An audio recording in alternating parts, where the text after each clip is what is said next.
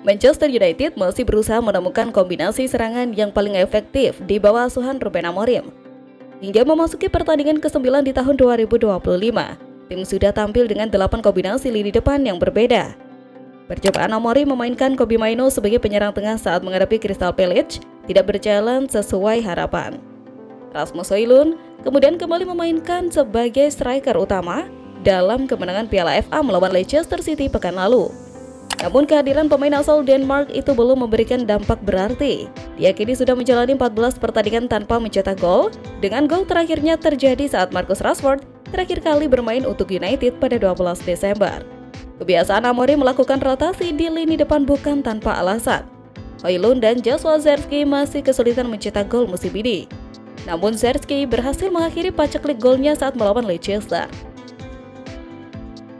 Manchester United jelas membutuhkan penyerang yang lebih tajam di bursa transfer musim panas mendatang. Namun sebelum itu terjadi, Amorim harus mengoptimalkan pemain yang ada. Selain masalah di posisi striker, Amorim juga masih mencari kombinasi terbaik untuk dua gelandang serang dalam formasi 3-4-2-1. Saat melawan Leicester, Mainoo dan Amad Diallo dimainkan di belakang Højlund, sementara Alessandro Garnacho dicadangkan sebelum akhirnya masuk di babak kedua dan memberikan dampak instan. Sejak berhasil mengalahkan Arsenal dan Southampton bulan lalu dengan trisula Bruno Fernandes, Garnacho, dan Højlund, Amorim telah menggunakan 6 kombinasi serangan berbeda dalam 6 pertandingan terakhir. Dengan perubahan yang terus dilakukan, jelas terlihat bahwa Amorim masih mencari formula yang tepat untuk lini serangnya. Dalam kemenangan 2-0 atas FCSB di Liga Eropa, Mainoo tampil luar biasa saat dimainkan sebagai gelandang serang kanan di babak kedua. Namun, Amad kini mulai mengamankan posisi tersebut setelah menjadi starter dalam 3 dari 4 pertandingan terakhir. Di sisi lain, Garnacho terus menunjukkan betapa pentingnya kehadirannya di lapangan. Saat melawan Leicester, dia mampu mengubah jalannya pertandingan setelah masuk di babak kedua. 2 pekan sebelumnya, dia juga menjadi kunci kemenangan United di Bucharest. Keberadaan Garnacho di lapangan membuat Manchester United lebih berbahaya. Dia memiliki kemampuan membongkar pertahanan lawan dan menciptakan peluang. Jika Garnacho dan Amad terus menjadi pilihan utama di lini serang, maka Fernandes dan Mainoo harus bersaing salah satu untuk tempat tersisa di lini tengah bersama Manuel Ugarte. Dalam usahanya mencari konsistensi di lini serang, Amorim masih dihadapkan pada pilihan sulit. Minimnya penyerangan yang bisa diandalkan untuk mencetak gol membuat situasi semakin rumit. Tidak menutup kemungkinan Fernandes akan menjadi opsi berikutnya untuk dicoba sebagai penyerang tengah. Legenda Manchester United Rio Ferdinand buka suara terkait perburuan striker Manchester United. Ia menilai sosok Victor Osimhen bisa jadi solusi yang bagus untuk lini serang mereka. Manchester United kembali jadi sorotan di musim 2024-2025 ini. Hal ini dikarenakan setan merah masih kesulitan untuk meraih hasil yang konsisten. Salah satu penyebabnya karena produktivitas gol mereka tergolong rendah. Kedua striker mereka, Joshua Zirkzee dan Rasmus Højlund, sangat kesulitan mencetak gol sejauh ini. Situasi ini membuat muncul wacana setan merah akan mendatangkan striker baru. Rio Ferdinand menilai Victor Osimhen bisa jadi solusi untuk setan merah. Menurut Ferdinand, striker yang kini membela Galatasaray itu adalah sosok yang sudah teruji. Ia punya ketajaman di atas rata-rata dan ia sudah membuktikan itu selama bertahun-tahun.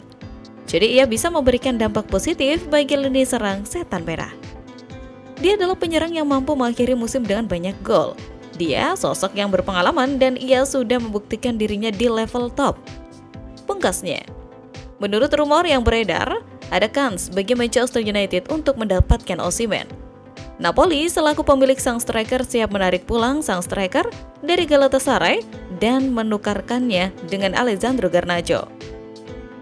Sementara itu, paksa trending di X, Paul Pogba berisyarat kembali ke Manchester United lewat sejumlah unggahan di media sosial pribadinya. Pada Senin 27/1 Januari, waktu setempat, Pogba secara mengejutkan mengunggah kartun bergambar dirinya dan Amad Diallo berdiri bersama mengenakan jersey MU via Instastory. Dalam gambar tersebut, Pogba mengenakan nomor 6 yang pernah dipakai pada masa bakti keduanya bersama tim Setan Merah. Selain itu, Pogba juga mengunggah pose sedang memandang Miami dari atas gedung pencakar langit sambil menulis keterangan. Mari kita tunggu apa yang akan terjadi. Fabrizio Romano, jurnalis Italia yang kerap menguak transfer pemain, pun ikut memanas-manasi rumor Pogba kembali ke MU.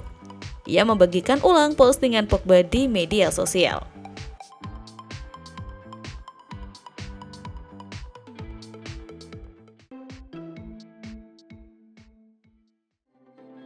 Markas kebanggaan MU itu di Old Trafford dibangun pada 1910 dan terakhir direnovasi secara signifikan pada tahun 2006. Namun sejak itu pula banyak temuan bermasalah. Ada saja masalah-masalah yang muncul di Old Trafford. Beberapa waktu lalu, kebocoran besar terjadi saat hujan deras ketika MU bertanding dan menjadi olok-olok di media sosial. Terbaru, saat Ruben Amorim sedang memberikan keterangan pers seusai kekalahan 0-3 dari Bournemouth akhir pekan lalu, rembesan air keluar dari plafon di salah satu sudut Old Trafford.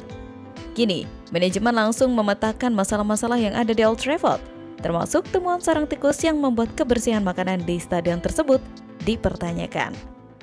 Dan juga media Inggris Daily Mail mengabarkan bahwa ada serangan tikus di kantor Old Trafford dan kios makanan yang disajikan untuk fans.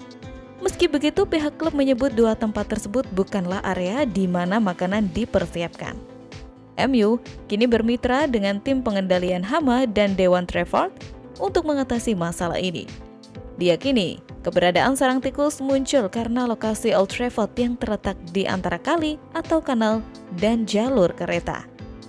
Tim pengendali hama juga secara rutin melakukan kunjungan selama 4-5 kali dalam seminggu. Namun kabar ini membuat rating kebersihan makanan di Old Trafford turun dari sedianya 4/5 menjadi 2/5. Rencana Manchester United untuk membangun kembali markas mereka di Old Trafford telah didorong setelah pemerintah Inggris memberikan dukungannya terhadap rencana klub tersebut. Menteri Keuangan Inggris Raya, Rachel, mengumumkan bahwa ia akan memperjuangkan proyek tersebut. Sementara Manchester United akan bertanggung jawab untuk membiayai stadion, dukungan pemerintah membantu klub mengejar peluang pembangunan yang lebih luas di area sekitarnya.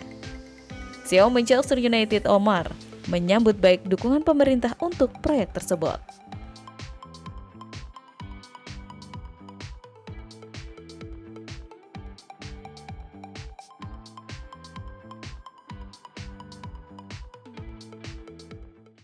Cole Palmer menjadi spekulasi menarik seputar transfer ke Manchester United setelah pemain andalan Chelsea ini dikaitkan dengan setan merah musim ini. Gelandang berusia 22 tahun itu terus menjaga performa stabil, menegaskan bahwa dirinya bukan hanya masa depan Chelsea, tapi juga salah satu bintang menjanjikan sepak bola Inggris. Kualitas tersebut membuat Cole Palmer menjadi incaran menarik bagi tim besar manapun, termasuk Manchester United, tim yang hanya menempati peringkat ke-12 klasemen Liga Inggris. Menurut pakar Danny Murphy, impian Cole Palmer bermain untuk Manchester United bisa jadi kenyataan.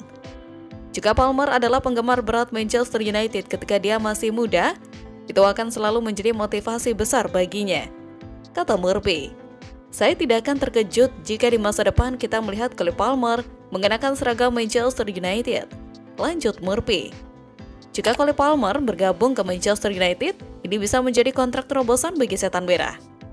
Di bawah kepemimpinan Ruben Amorim, lini serang Manchester United kurang kreatif dan inovatif, sesuatu yang bisa dilengkapi dengan sempurna oleh Cole Palmer. Cole Palmer tidak hanya seorang gelandang serang yang hebat, tetapi juga bermain fleksibel di berbagai posisi menyerang. Ia mampu memainkan peran nomor 10 di belakang striker, menggantikan atau mendukung Bruno Fernandes dalam mengendalikan tempo pertandingan.